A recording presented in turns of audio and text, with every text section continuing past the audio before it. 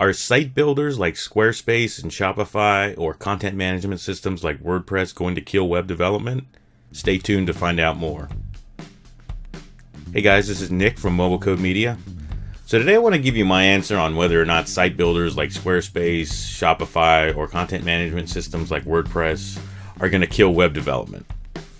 Now, back during the .com boom, you could charge people hundreds of dollars to build simple HTML websites that only had a couple pages, and this was back when the dollar was worth more also.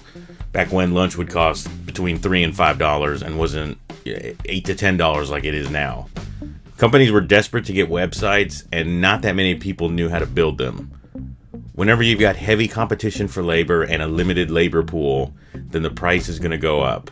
We had the .com crash, and everything eventually crashed and then normalized, and WordPress really started getting popular just before the 2008 crash, especially after widgets were added. So if you haven't heard of it, this is Squarespace. You've probably seen commercials for it, seen people promote it and through their affiliate links, and it just lets you kind of quickly create a website if you've got a business. Or you can use Shopify, create a store very quickly, and the thing is that it looks pretty good.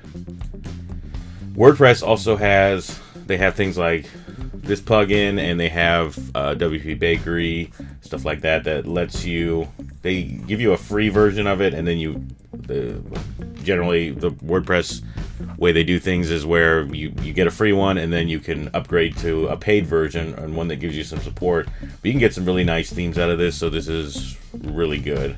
Site builders were still pretty clunky back then, but we eventually got things like Shopify, Squarespace, Wix.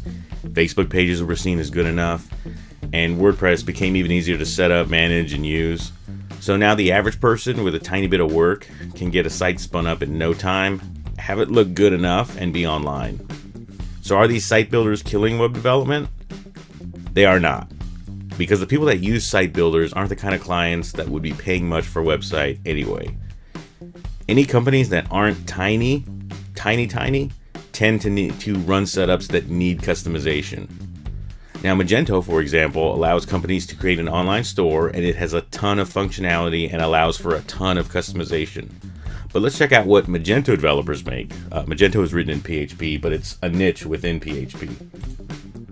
So this I would say is generally what Magento salary is for developers if we're getting paid a salary. But a lot of these developers will actually want to just work on a contract basis where they get paid per hourly, and it comes to, actually this looks like it could be a little bit low depending on how fast you are of a developer and all of that. So it's not a little bit of money, even in the age of site builders and all that. So they make good money because companies need these niche developers to customize their sites and shopping experience. Remember, the shopping experience has to stand out. If it's not easy, if it's not all of that, if it's got a ton of problems, then this is why Amazon uses the buy now with one click button, because the goal is to get you to check out with as little interference as possible. So also, let's just take a quick look and see that there are modules that exist for Magento. This is Magento 2. You see a ton of these exist because people need the customization.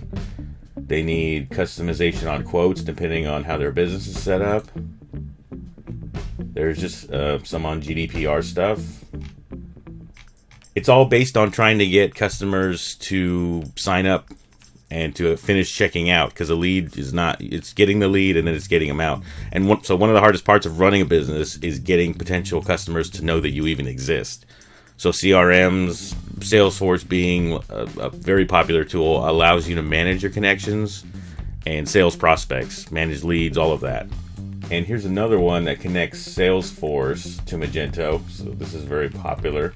You see it's almost $300. They wouldn't charge that if they weren't getting it, most likely, being that a lot of these modules cost a lot. And finally, I want to show you this picture here. If you ever end up freelancing, you'll find that the client that wants to only pay you $100 for your work is ironically much more demanding than the one that pays you $5,000. That $100 client is running a very tight ship and is often going to make a long list of demands and ask for lots of revisions, as well as sometimes even pay you late. The $5,000 client is more liquid, pays on time, and tends to have a much more structured approach. So site builders aren't making the work disappear, they're just changing it. People have been saying that computers were going to steal all of our jobs since the 1960s. And after the dot-com bust, people were saying that all of the jobs are going to go to India. It's really, really hard to predict what might happen because so many new things are coming out to disrupt the old trend and make a new trend entirely. So is the work going away? It's not, but the work is changing and will continue to change. The people using those tools exclusively probably didn't have the cash or want to spend it anyway since their need is limited. Companies that are trying to make a major impact on the market are in dire need of customization and help using the latest tools to help make sales. So don't be scared, but be on the lookout for change and adapt as you see the market ebb and flow. So I know that we're all software developers, we're developers in training, but it's important to get up every now and then from your desk or cubicle and stretch or get some fresh air. Life is short, so enjoy it. If you found this content helpful, I'd appreciate a like and hope that the information that I gave you has earned your subscription. This is Nick from Mobile Code Media, and I'll see you next time. As a web developer, it's really important to have a live site where you can showcase your work and offer your services for sale. I know that a lot of people recommend AWS or DigitalOcean, but there's nothing quicker to set up or easier to manage than a shared hosting account while still leaving you with full control over your site's files. Shared hosting is only a few bucks a month, and you don't have to worry about managing the server or if security software is up to date because they manage all of that. You also get access to cPanel Included, which is a web control panel that makes it super easy to manage your site. If you have any issues, customer support is there 24/7 to help, so give them a try. Now, I'm an affiliate for Bluehost, so I get paid for recommending their services, but I wouldn't recommend them if I didn't feel like their services were worth it. If you sign up under my affiliate link via mobilecodemedia.com/hosting, then I get paid a commission and it helps keep my channel going. The link is in the description.